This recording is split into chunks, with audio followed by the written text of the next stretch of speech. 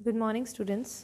As हमने पहले discuss कर रखा था आर्थ्रोपॉड्स बॉन्ड इन्फेक्शंस के बारे में। ये हम लोग ने क्लास में पहले भी डिस्कस किया था कि आर्थ्रोपॉड्स क्या होते हैं। आर्थ्रोपॉड्स एक ऐसी फाइलम है, ठीक है, एनिमल्स की, और या फिर हम उससे क्लासीफाई कर सकते हैं इंसेक्ट्स में, ठीक है, जो जिनकी बॉडीज़ कैसी होती है, सेगमेंटेड होती हैं, ठीक है, और बायलेटरल होती हैं, ठीक है, और उनके अपेंडेजेस होते हैं। अपेंडेजेस मतलब जैसे हम लोग देखते हैं पैर, टांगे जिन्हें बोलते हैं, ठीक है, जैसे स्पाइडर्स हो गए, क्रैब्स हो गए, लॉबस्टर्स हो गए।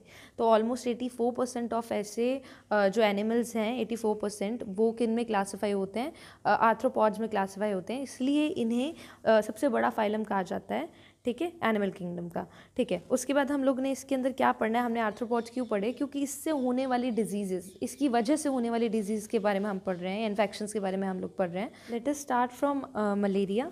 मलेरिया क्या होता है? It is a mosquito borne disease, ठीक है। जैसे कि हमें पता है कि मॉस्किटो की वजह से होने वाला बोलेंगे, या फिर मॉस्किटो अपने अंदर क्या कैरी करता है ऐसा जिसकी वजह से ये डिजीज़ होती है। मॉस्किटो अपने अंदर क्या कैरी करता है? एक प्लाज्मोडियम नाम का पैरासाइट कैरी करता है अपने अंदर, जिसकी वजह से ये डिजीज़ स्प्रेड होती है, ठीक है।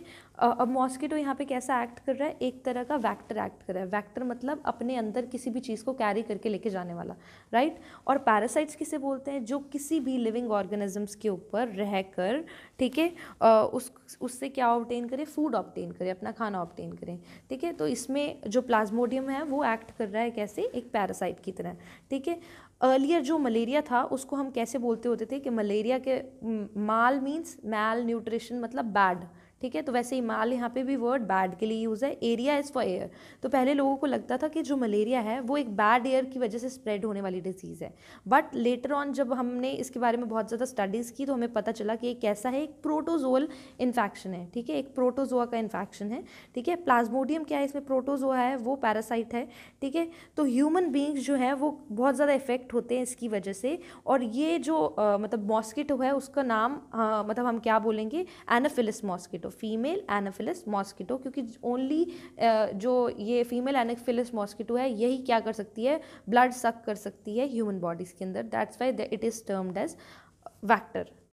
अब हम डिस्कस करेंगे इसके इंक्यूबेशन पीरियड, इसके सिम्टम्स और इसके वो स्पीशीज़ जिनकी वजह से ये प्रॉब्लम अकर हो रही है, ठीक है। सबसे पहले हमें पता होना चाहिए कि इसके सिम्टम्स ऐसा भी हो सकता है कि 4 या 5 दिन या कुछ वीक्स या फिर कुछ मंथ्स में आए, नॉट फॉर ईयर्स बोलेंगे, बट कुछ मंथ्स तक बोल सकते हैं, ये जैसे 1.5 मंथ, 1 मंथ, ठीक है, राइट। उसके बाद इसकी स्पीशीज़ की बात करेंगे। इसकी कुछ स्पीशीज़ हैं, ठीक है, इसके 4 स्पीशीज़ हैं जिनकी वजह से ये अलग अलग इनकी इंक्यूबेशन पीरियड्स हम डिवाइड कर लेते हैं, ठीक है। इनकी पहले स्पीशीज़ का नाम है प्लाज्मोडियम वाइवेक्स, ठीक है। दूसरा है प्लाज्मोडियम ओवेल, तीसरा है प्लाज्मोडियम मलेरिया और चौथा है प्लाज्मोडियम फैल्सिपेरम, ठीक है। पहला जो है इसका इंक्यूबेशन अलग अलग स्पीशीज़ के हिसाब से अलग अलग इंक्यूबेशन पीरियड हैं, ठीक है। जैसे वाइवेक्स का 8 to 19 डेज़ या 17 डेज़ भी कहीं कहीं मिलेगा आपको। फेल्सीपेरम का 9 to 14 डेज़, ठीक है। और ओवेल का 16 to 18 डेज़ और मलेरिया का 18 to 40 डेज़। अब हमें ये ध्यान रखना है कि इंक्यूबेशन पीरियड होता क्या है? जब वो जो हमारा कॉस्टिव एजेंट है वो हमारी बॉडी में जा चुका है, और कब उसके जो सिम्टम्स अकर हो रहे हैं उसकी जाने के बाद, उसकी वजह से, that is known as incubation period. मतलब कब उसने अपने सिम्टम्स दिखाने शुरू किए बॉडी के अंदर। अब हम पढ़ लेते हैं सबसे इंपॉर्टेंट टॉपिक इसका, that is the life cycle of parasite, ठीक है। लाइफ साइकिल ऑफ पैरासाइट बहुत इंपॉर्टेंट है, ठीक है। लाइफ साइकिल ऑफ पैरासाइट जो है वो 2 स्टेजेस में डिवाइड है। एक कौन सा है? जो ह्यूमन साइकिल, मतलब जो ह्यूमंस में हो रहा है, और दूसरा कौन सा है? Mosquito cycle. तो जो ह्यूमंस में टेक प्लेस कर रहा है इसका life cycle, that is known as asexual life cycle, और जो मॉस्किटो में हो रहा है that is known as sexual life cycle. Asexual life cycle आगे 3 पार्ट्स में डिवाइडेड है। कौन सा? Hepatic phase, erythrocytic phase and gametogamy, ठीक है। ये 3 फेसेस याद करने की ज़रूरत है।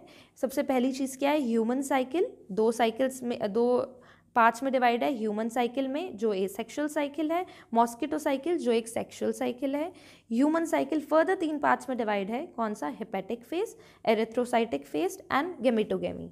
जैसे कि हमने पहले भी पढ़ा था that malaria is never cause by a mosquito, ठीक है। मलेरिया एक मॉस्किटो की वजह से नहीं फैल रहा। मलेरिया किसकी वजह से फैल रहा है? जो मॉस्किटो ने अपने अंदर एक पैरासाइट या एक तरह का प्रोटोजोआ कैरी किया है उसकी वजह से फैल रहा है। तो वो प्रोटोजोआ का नाम क्या है? That is known as plasmodium virus, ठीक है। वो प्लाज्मोडियम एक तरह का क्या है, पैरासाइट है जो फीड कर रहा है किस पे, ह्यूमन बॉडी के अंदर, ठीक है। और ये कौन कैरी करके लेके जा रहा है, मतलब इसका वेक्टर कौन है, ठीक है, दैट इज़ अ मॉस्किटो, ठीक है। और वो कौन सा मॉस्किटो है, फीमेल एनाफिलिस मॉस्किटो। अब लाइफ साइकिल के को पहले से पढ़ने मतलब लाइफ साइकिल को पढ़ने से पहले हमें ये चीज़ ध्यान रखनी है कि इमेच्योर प्लाज्मोडियम को हम क्या बोलते हैं, स्पोरोजोइड, क्योंकि ये बार बार इस पूरे लाइफ साइकिल में रिपीट होगा, तो हमें पता होना चाहिए that immature plasmodium is known as sporozoites.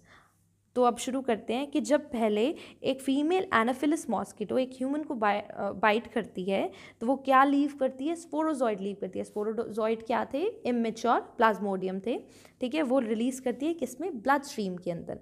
अब ब्लड स्ट्रीम में जब भी कोई चीज़ रिलीज़ हो रही है तो वो पूरी बॉडी पार्ट्स में डिस्ट्रीब्यूट हो रही है, ठीक है। स्पोरोजॉइड कहाँ गए, ब्लड स्ट्रीम के अंदर रिलीज़ हुए, कब, जब एनाफिलिस मॉस्किटो ने उस ह्यूमन को बाइट किया, ठीक है।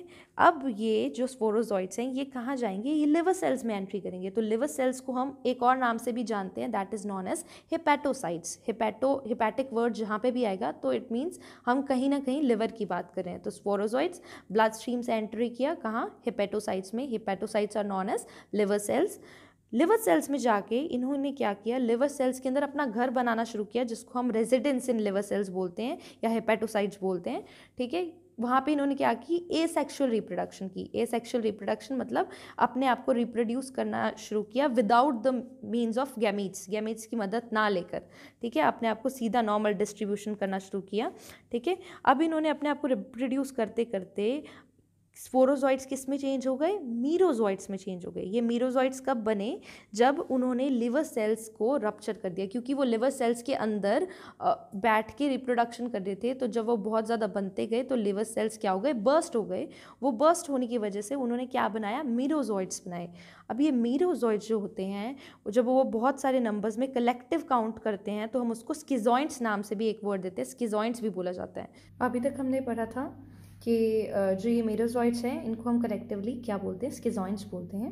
उसके बाद जो ये मीरोजॉइड्स हैं ये रिलीज़ होते हैं किसमें, ब्लड स्ट्रीम के अंदर, और क्या करते हैं, इन्वेड करना शुरू करते हैं, मतलब अंदर घुसना शुरू करते हैं किसके, एरिथ्रोसाइट्स के। Erythrocytes are also known as the RBCs, जो कहाँ पाए जाते हैं, ब्लड स्ट्रीम के अंदर पाए जाते हैं। आरबीसी को क्या कहते हैं, रेड ब्लड सेल्स, ठीक है। तो आरबीसी का एक और नाम भी है, उसको वो क्या बोलते हैं, एरिथ्रोसाइट्स।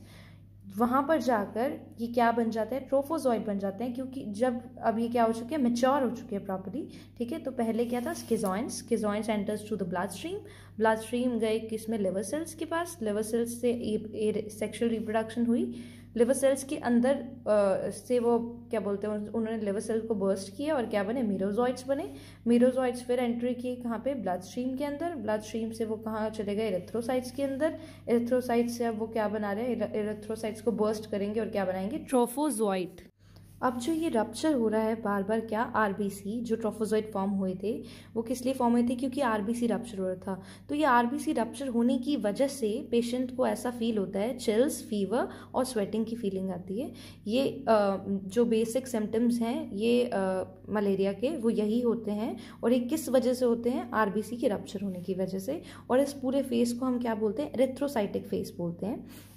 जो नेक्स्ट फेज जो आ जाता है हमारा, कौन सा होता है वो, गैमीटोगेमी क्या होता है, इसमें कुछ एरिथ्रोसाइट्स जो पहले डिवाइड हो चुके थे, टूट चुके थे, ठीक है, लेकिन कुछ एरिथ्रोसाइट्स बाद में रह जाते हैं और वो कन्वर्ट होते हैं किसमें, मेल और फीमेल गैमीटोसाइट्स में या गैमीट्स में, ठीक है।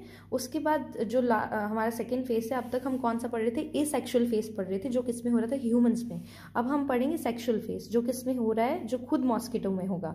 तो अब एक अनइन्फेक्टेड जो मॉस्किटो है वो जो फीमेल मॉस्किटो है, अगर वो एक इन्फेक्टेड ह्यूमन को बाइट कर ले और उसके क्या सक कर ले, उसके अंदर से गैमीटोसाइट्स जो मेल और फीमेल फॉर्म हुए थे पीछे, गैमीटोसाइट्स वो उनको सक कर ले, तो वो क्या होंगे, वो कन्वर्ट हो जाएंगे कहाँ पे, स्टमक में जाके। और स्टमक में जाके वो किस में कन्वर्ट हो जाएंगे, माइक्रोगेमीट्स। मेल वाला जो होगा वो माइक्रोगेमीट बना लेगा और फीमेल वाला जो होगा वो मैक्रोगेमीट बना लेगा। तो सबसे पहले क्या हुआ, सेक्सुअल साइकिल में एक फीमेल एनाफिलिस मॉस्किटो आई, जिसने क्या किया, एक जो इन्फेक्टेड पर्सन था उसको बाइट किया और उसके अंदर से क्या सक कर लिए, वो जो गैमीट्स जो उसके अंदर बने थे पहले, ठीक है। और ये मेल गेमीट और फीमेल गेमीट जो थे वो कहाँ चले गए, स्टमक में, और वहाँ पे वो किस में बड़े हो गए, किस में मैच्योर हो गए, माइक्रोगेमीट्स में, mail in microgametes to macrogametes, female to macrogametes. Now these microgametes and macrogametes get fertilized and form a zygote.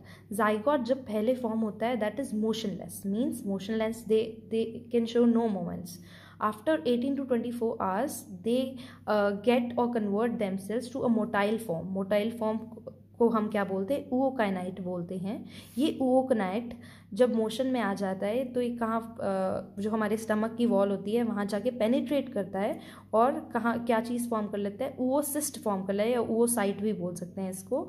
वो मॉस्किटो की स्टमक की वॉल में जाकर किस में पेनिट्रेट करता है, ookinete, और क्या फॉर्म कर लेता है, oocyst फॉर्म कर लेता है, ठीक है। ये oocyst दोबारा ग्रो करता है और प्रोड्यूस करता है क्या, स्पोरोजॉइड्स के अंदर, ठीक है। स्पोरोजॉइड प्रोड्यूस करता है और स्पोरोजॉइड्स कहाँ जाते हैं, माइग्रेट करते हैं किस में, सलाइवरी ग्लैंड्स में। सलाइवरी ग्लैंड्स किसके, मॉस्किटो के सलाइवरी ग्लैंड्स में। और वही मॉस्किटो अब क्या बन जाता है, इन्फेक्टिव बन जाता है किसके लिए, ह्यूमन